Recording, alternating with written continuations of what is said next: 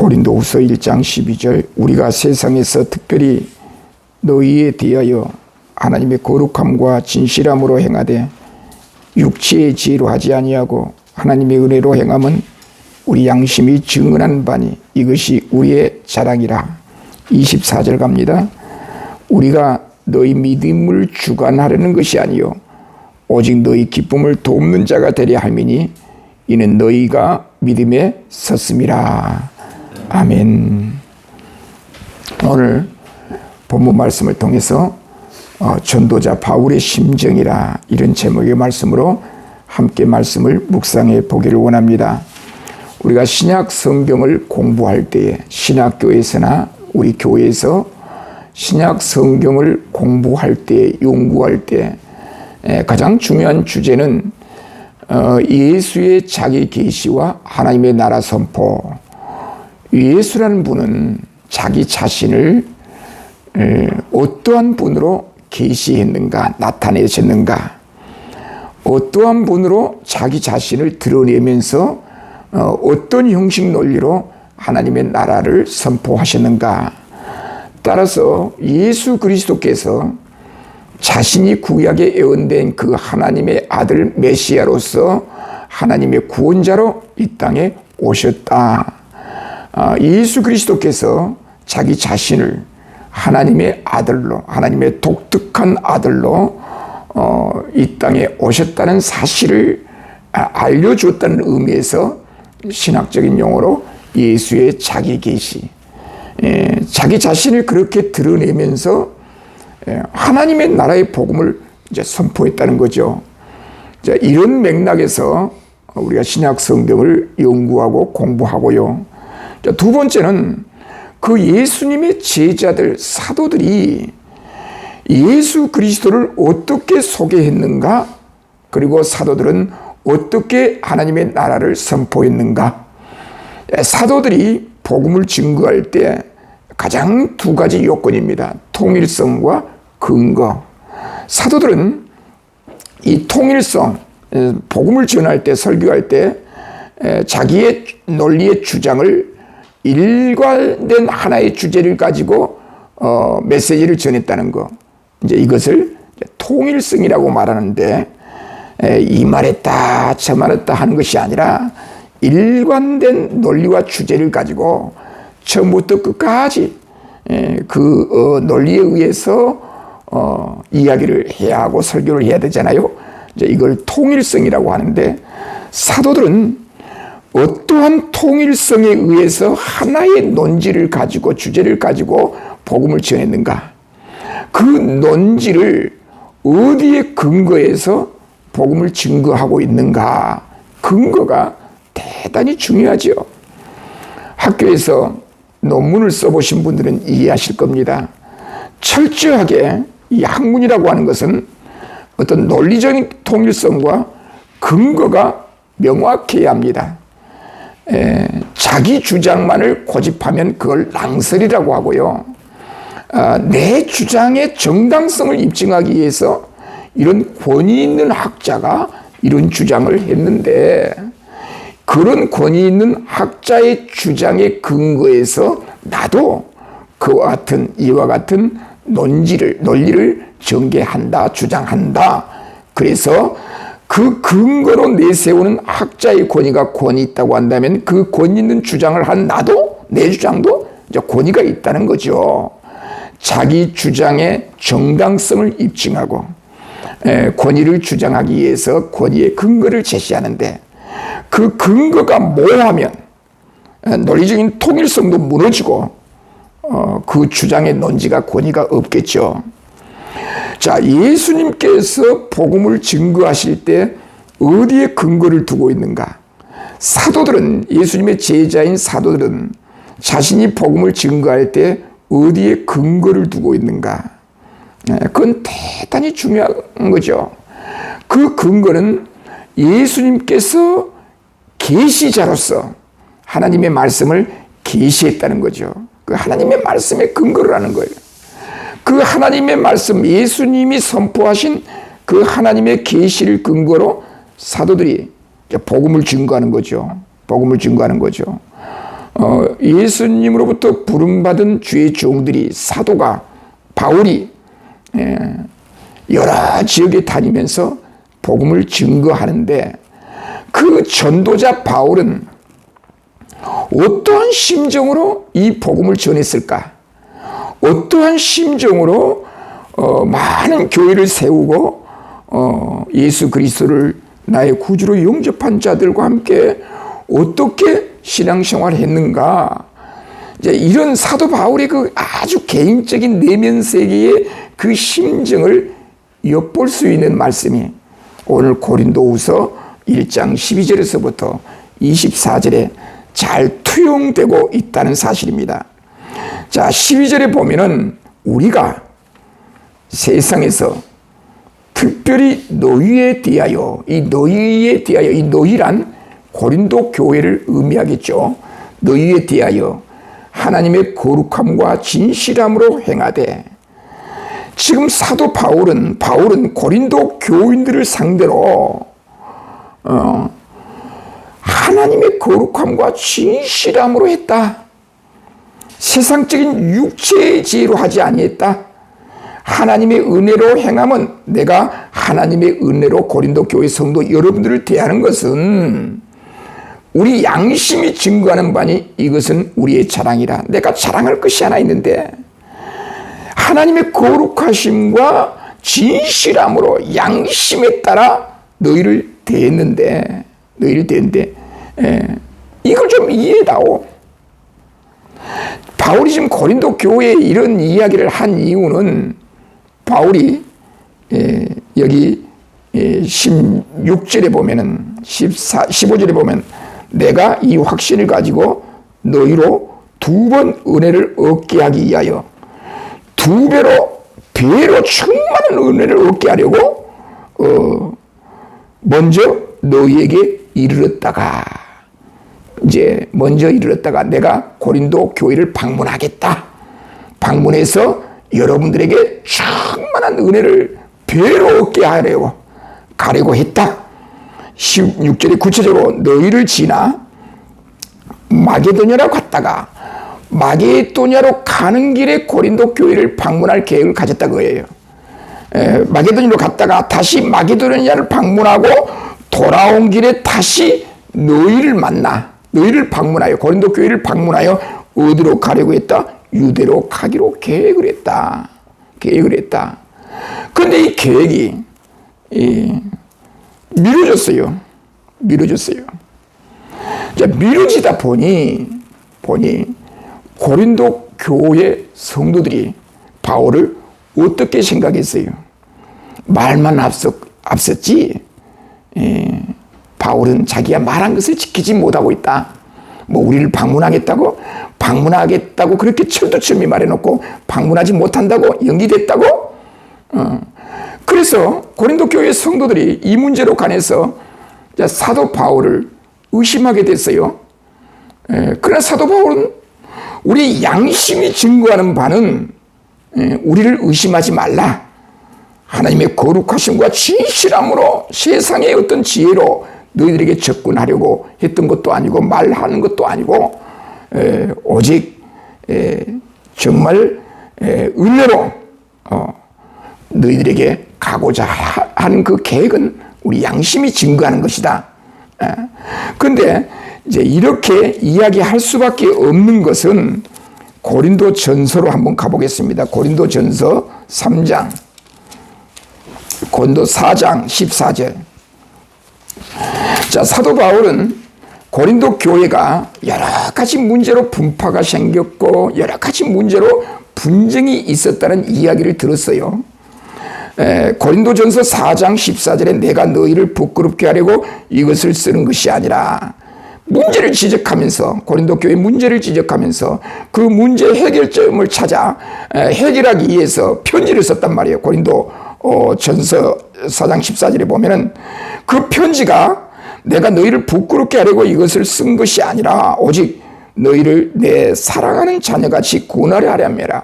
그 분쟁을 해결하기 위하여 하나님의 말씀으로 권면하기 위해서 너희들에게 편지를 썼던 것이지 너희를 부끄럽게 하려고, 약점과 아픔을 들춰내기 위해서, 폭로하기 위해서 내가 편지를 쓴 것은 아니다. 이제 그렇게 말하면서 18절에 보면은 어떤 이들은 내가 너희에게 나아가지 아니할 것 같이 스스로 교만하였으나. 이제 바울은 편지를 보내면서 그 편지가 고린도 교회 첫 번째 편지가 고린도 교회에 집행되지 않았어요. 영향력을 행사하지 못했어요. 그래서 그 고린도 교회 성도들이 오늘 18절에 바울이 하는 이야기를 보니까 어떤 이들은 내가 너희에게 나아가지 아니할 것 같이 스스로 교만하여 계속 분쟁을 이야기하는 거예요. 그래서 사도 바울은 내가 반드시 고린도 교회에 간다. 가게 되면 계속해서 교회를 분란케 하고 분쟁했던 자들을 가만두지 않겠다.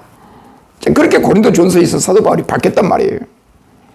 그래서 이제 구체적으로 사도 바울이 고린도 후서에 와가지고 마게도니아로 가는 길에 고린도를 들릴 것이며 마게도니아를 방문했다가 돌아오는 길에 또 고린도 교회를 방문하여 다시 유대로 가서 복음 전도하겠다. 그런 계획을 세우고 전달했던 모양이죠. 오기는 뭘 와? 사도 바울이 계획을 변경했단 말이에요. 그러니까 고린도 교회 성도들이 오기는 뭘 와?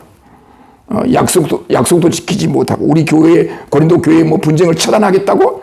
그래서 사도 바울에 대한 오해가 있었어요. 오해가 있었어요. 그러나 사도 바울은 그런 오해를 극복하기 위해서 13절에 보니까 오직 너희가 있고 아는 것 외에 우리가 다른 것을 쓰지 아니하노니 너희가 완전히 알기를 내가 바라는 것은 너희가 우리를 부분적으로 알았으나. 바울은 우리를 오해하지 말라. 오해하지 말라. 너희가 있고 아는 것 외에 우리가 다른 것을 쓰지 아니하였으니 너희가 완전히 알기를 내가 바란다. 우리 심정을 좀 이해하기를 바란다 하면서 사도 바울이 고린도 교인들을 이제 설득시키는 장면이 나옵니다. 한 번 약속을 했으면 이 약속은 왜 아니오가 아니고 예, 꼭 이루어진다. 그 이야기를 하면서 뭘 예를 들냐면은 하나님의 약속을 예로 들어요. 20절에 하나님의 약속은 얼마든지 그리스도 안에서 이해가 되니 그런지 그로 말미암아 우리가 아멘하여 하나님께 영광을 돌리게 되느니라. 내가 한번 가기로 했으면 방문하기로 했으면 그건 확실히 간다. 아멘이다. 예다. 아니란 게 없다. 내가 반드시 가기 때문에 오해하지 말라.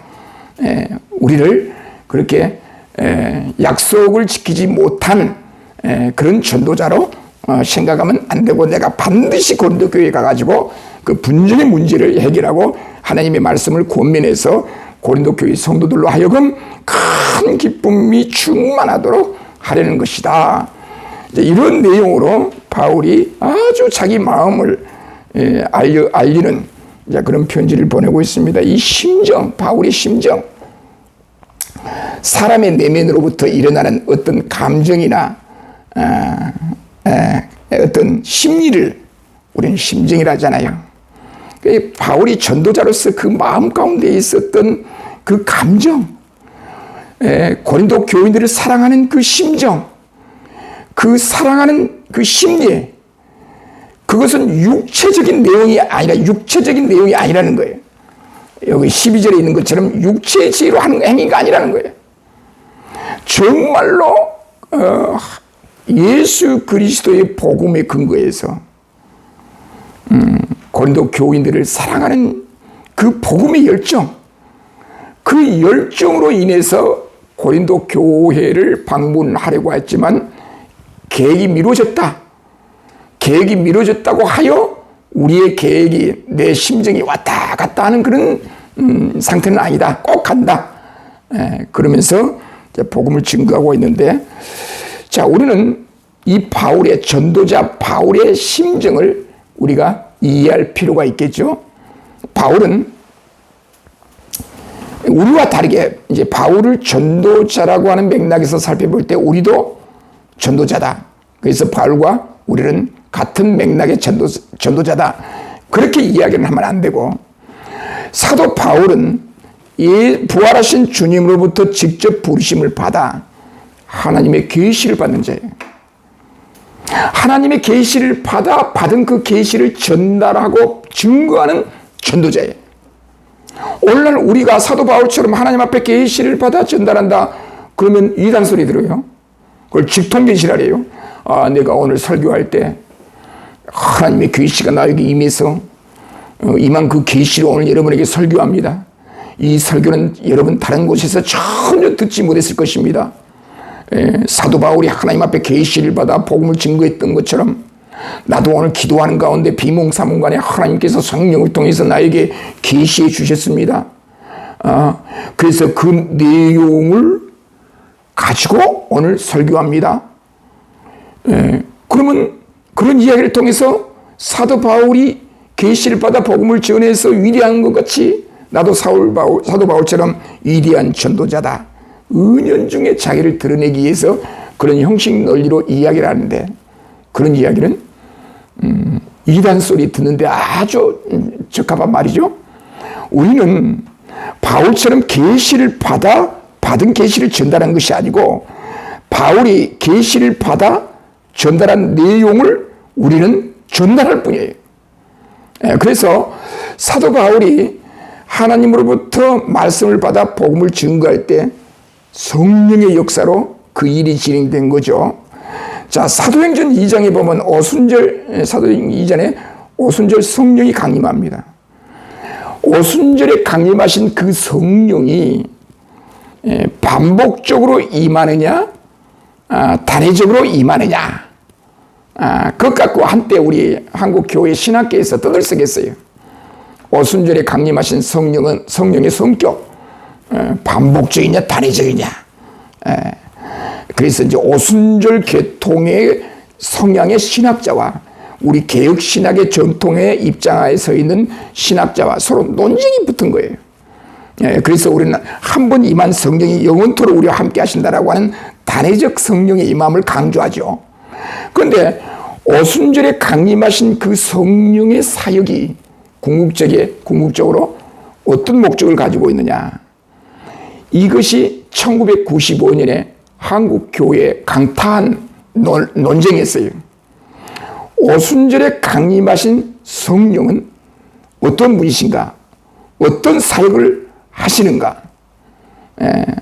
그것 갖고 논쟁이 됐어요. 1995년도에 한국교회 세미나를 통해서 학자들이 논문을 발표했는데 그때 당시 결론은 이거예요. 결론은 오순절에 강림하신 성령은 중요한 목적이 있는데 첫 번째는 예수 그리스도의 복음 증거와 교회 설립이에요.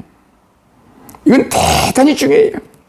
오순절에 강림하신 성령이 임하시면 그리스도의 복음이 증거되고 교회가 설립되는 거예요. 그게 목적이에요. 오순절에 강림하신 성령이 목적이에요. 그런데 오순절에 강림하신 성령의 그 나타난 형태, 불의 혀같이 임했다 그래가지고 성령의 역사가 나타나면 불의 혀 같은 현상들이 기적들이 일어난다.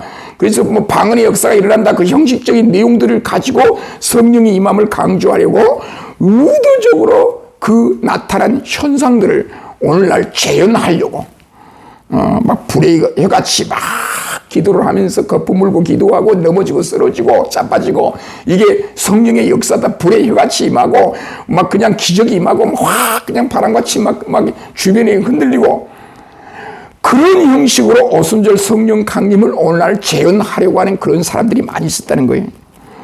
예를 들어서 결혼할 때 드레스를 입잖아요. 그 드레스를 입는 의미가 있잖아요. 서양 결혼식에서. 그런데 그 의미를 오늘날 우리에게 가져와서 설명하면 그만이에요. 그런데 그 의미는 둘째치고 오늘날 설거지 할 때도 드레스 입고 설교하려고 한다 그 말이에요. 그런 형국이라 아니 설거지 할 때 드레스를 계속 입어야 한다고 오늘날 또 드레스를 입어야 한다고 설교할 때도 아니 설거지 할 때도 드레스 입고 시장 갈 때도 드레스 입고 그것도 그 형식을 오늘날 재현시키려고 그러니까 그 의미 드레스를 입는 그 의미가 죽을 때까지 유지되는 거예요. 오순절에 강림하신 성령의 역사가 어떤 의도를 가지고 어떤 목적을 가지고 오순절에 성령께서 강림하셨는가 1995년 한국 신학계가 논쟁과 토론을 통해서 나온 결론 첫 번째가 오순절에 강림하신 성령은 예수 그리스도의 복음 증거와 교회 설립이에요. 그래서 예수 그리스도를 믿는 무리가 등장한다, 나타난다. 그 이야기는 그 자리에 성령께서 역사하셨다는 거예요.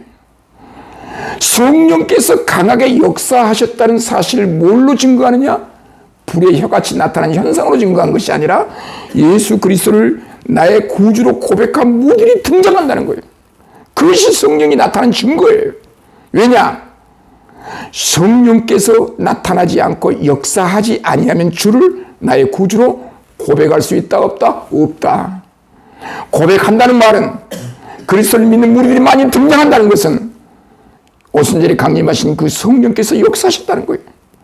사도 바울은 그 복음과 예수 그리스도의 복음과 성령의 역사를 연동해서 동일한 사건으로 계속 그렇게 설명하는 거예요. 성령께서는 예수 그리스도의 복음 증거하는 영이에요. 그래서 예수 그리스도가 높이 십자가 드러나야 되는 거예요. 그래서 사도 바울은 십자가 외에는 자랑할 것이 없다. 고린도 교회가 예수 그리스도로 말미암아 복음이 증거되어졌다고 한다면 너희들과 나는 하나다. 그래서 우리라고 하는 표현을 써요. 우리. 누가 역사했다? 성령께서 역사하셨다. 그래서 고린도 지역에도 복음이 증거되어 교회가 세워지는 거예요. 이건 성령의 역사예요. 사도 바울은 그 교회 초석이, 고린도 교회 초석이 육체대로 사람의 지혜에 의해 지혜의 말로 세워진 것이 아니고 예수 그리스도의 복음, 성령의 나타나심과 예수 그리스도의 복음으로 교회가 설립되었으니, 쉽게 말해서 왜 싸우냐? 형제가 막 싸워요. 그때 부모가 하는 말이 있어요. 너희는 같은 형제이면서 왜 이렇게 싸우냐? 형제는 뭐예요? 피를 나눈 형제예요. 뭐예요? 같은 부모를 두고 있다는 거예요. 그런데 형제 아닌 것 같이 싸우냐? 이제 부모님이 권면하잖아요. 징계에 채찍하잖아요. 마찬가지예요. 고린도 교회와 사도 바울은 하나예요, 하나. 그래서 우리 예수 그리스도의 복음으로 말미암아 성령의 능력과 예수 그리스도의 복음으로 말미암아 교회가 세워졌고 그 구성원들인 고린도 교회가 왜 싸우냐? 오늘날도 많은 교회들이 싸우지요. 싸울 때 양측의 이야기를 들어보면 한결같은 말이 있어요. 이거 제가 말해야 되나 하지 말아야 되나? 한결같이 하는 말이 있어요. 싸우는 교회 양측의 이야기를 들어보면 한결같은 이야기. 하나님의 영광을 위해서 싸운다는 거예요. 정의를 위해서 싸운다는 거예요. 제가 속으로 개뿔 죄송합니다. 이런 표현을 써서. 하나님의 영광을 이해한다고 한다면 자기가 져야지요. 그 분쟁의 결과로 인해서 나한테 해가 올지라도 불이익이 올지라도 내가 양보해버리고 손해봐버리고. 그래서 싸움을 멈춰야죠. 분쟁을 멈춰야죠. 고린도 교회가 그러지를 못했다는 거예요. 그래서 오순절에 강림하신 성령의 역사는 예수 그리스도의 복음 증거와 교회 설립. 교회의 설립의 근거가 그리스도의 복음과 성령의 역사라는 거예요. 이제 바울이 그걸 이야기한 거예요. 이제 두 번째, 1995년에 오순절에 강림한 성령의 사역의 목적을 이야기할 때 두 번째로 신약 계시 완성이에요. 오순절에 강림하신 성령은 요한계시록까지 신약 성경을 계시를 완성하는 데 큰 역할. 하나님의 계시가 예수 그리스도를 통해서 우리에게 나타났어요. 그 예수 그리스도를 통한 하나님의 구원이 각 사람 개개인에게 주관적으로 적용되려면 성령께서 역사하셔야 한다. 그래서 성부, 성자, 성령에 대한 이 복음의 진리를 하나님의 계시로 요한계시록까지 완성하는데 누가 역사했다? 성령께서 역사하셨다. 사도 바울은 고린도 교회에 편지하면서 우리는 하나다. 내가 너희들에게 가고자 하는 것은 세상적인 어떤 이해관계로 내 어떤 욕망의 분출을 위해서, 욕망을 위해서 너희들에게 가려고 했던 게 아니고, 비록 연기되었지만 가려고 했던 것은 내가 만약에 갔을 때 너희들에게 은혜가 배로 넘치도록 하기 위하여. 그러면서 오늘 마지막 절 한번 볼까요? 23절 한번 볼까요? 내가 내 목숨을 걸고 하나님을 불러 증언하게 하노니. 내가 내 목숨을 걸고, 내가 내 목숨을 걸고. 이 말은 마지막 어떤 아주 최고의 어떤 자기 결단의 모습. 하기야 요즘 너무 목숨을 잘 건 사람들이 많이 있어요. 사생결단. 이제 목숨을 거는 거 아니에요, 그런 것. 내가 내 목숨을 걸고 하나님을 불러 증언하시게 하노니. 내가 다시 고린도에 가지 아니한 것은 너희를 아끼려 함이라. 우리가 너희 믿음을 주관하려는 것이 아니오. 지금 이제 당장 방문하겠다리 하고 못 간 이유를 설명하죠. 우리가 고린도 교회 성도들과 바울을 우리라고 봐요. 우리 한 공동체. 우리가 너희 믿음을 주관하려는 것이 아니오. 오로지 너희 기쁨을 돕는 자가 되려 함이니. 그 이유는 너희가 믿음에 섰습니다. 믿음에 선 주의 종들 고린도 교회 성도들에게 정말 너희 기쁨을 돕는 자가 되게 하려고 가려고 했다. 지금도 이 마음은 여전하다. 내 목숨을 걸고 이런 지금 이야기를 하고 있는 것이죠. 자, 오늘날 우리들은 사도 바울이 정말 그 뜨거운 심정, 그리스도의 복음에 대한 뜨거운 열정, 그 뜨거운 열정으로 고린도 교회를 사모하고 성도들을 사모하고 바른 길로 가기를 원하고, 그리고 기쁨이 충만하도록 그를 돕는 자가 되게 하려고, 낙심하며 절망당하고 있는 자들에게 복음을 증거해서 그들로 하여금 스스로 일어설 수 있도록 도와주는 거예요. 돌봄사예요. 이것이 오늘날 우리 교회가 감당해야 될 그런 직무임에 틀림이 없습니다. 이는 너희가 믿음에 섰습니다. 믿음 안에 선 주의 종들은 모두가 다 그리스도로 한 형제 자매. 그래서 바울은 정말 그 안타까운 심정으로 고린도 교회를 위해서 이제 설명하는데, 그 안타까운 심정이 우리 목회자에게 여러 가지 방법으로 나타나죠. 우리 김순종 목사님의 설교를 통해서 그 안타까운 마음, 하나님의 말씀에 대한 바른 이해를 위해서 안타까운 마음으로 계속해서 복음을 증거하고 설교하고 있잖아요. 우리 김종태 목사님은 아모스 선지자와 같은 시대의 정의, 안타까운 마음이죠. 저는 그렇게 못해요. 그러나 우리 김종태 목사님에게는 그게 있어요. 아모스 선지자와 같이 사회 정의, 복음을 받아들이는 우리 사회가, 우리 국가가, 우리 기독교가 어떻게 바로 서야 한다는 그 정의를 부르짖는 안타까운 심정. 그런 심정들은 하나님의 나라를 공고히 하도록 하기 위한 우리들의 열심이다. 여기에 우리는 온 힘을 다하고 하나님의 사명을 감당할 때 성령께서 우리의 삶을 주관해 주신다는 거예요. 과거에 제가 잘 아는 교수님이 담임 목사로 부임해 갔어요. 담임 목사로 부임해 가서 이제 설교한 내용이 동영상에 많이 올라와 있어요. 그래서 참고할 내용이 참 많았어요. 학자이기 때문에 학자로 있다가 목회자로 가서 설교한 내용들이 아주 도움이 되는 것들이 많이 있었어요. 우리 한국의 목회자들이 저런 설교를 듣고 성경을 다시 공부했으면 좋겠다 하면서 그런 생각들을 가지고 나중에 이걸 보려고 전부 그 동영상을 제가 정리를 해놨어요. 그런데 그 교수님이 그 교회에서 갈등 관계에서 하고 사임하게 됐어요. 그 교회가 그 동영상을 계속 보존해 주겠어요? 삭제시키겠어요? 보존해 준다고요? 착하네. 누가 보존해 줍니까? 싸워가지고 내쫓았는데 그 목사님의 설교 동영상을 교회 홈페이지에 계속 올려주겠어요? 다 삭제를 시켜버린 거예요. 그러니까 그 모든 동영상이 다 삭제돼버린 거예요. 내가 보관해놨던 거 다 사라져버린 거예요.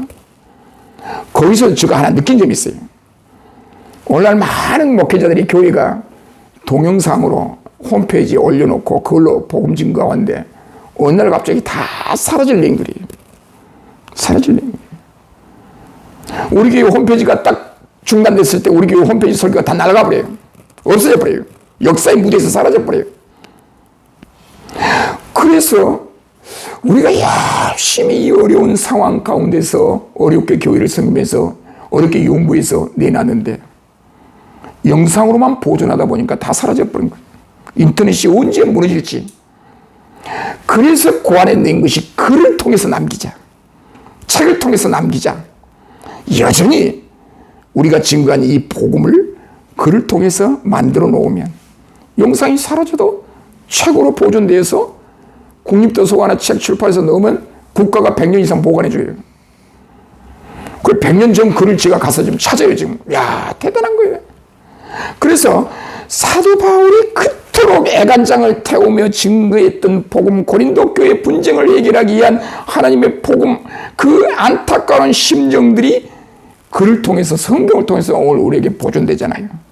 그래서 여전히 우리들도 이 복음의 말씀을 듣고 여전히 우리들도 이런 안타까운 심정으로 교회를 대하고 우리 이웃을 대하고 그래서 이 사랑을 전할 때에 놀라운 역사가 있을 줄 믿습니다. 이런 그리스도인들이 되기를 주님의 이름으로 축원드립니다. 기도하겠습니다.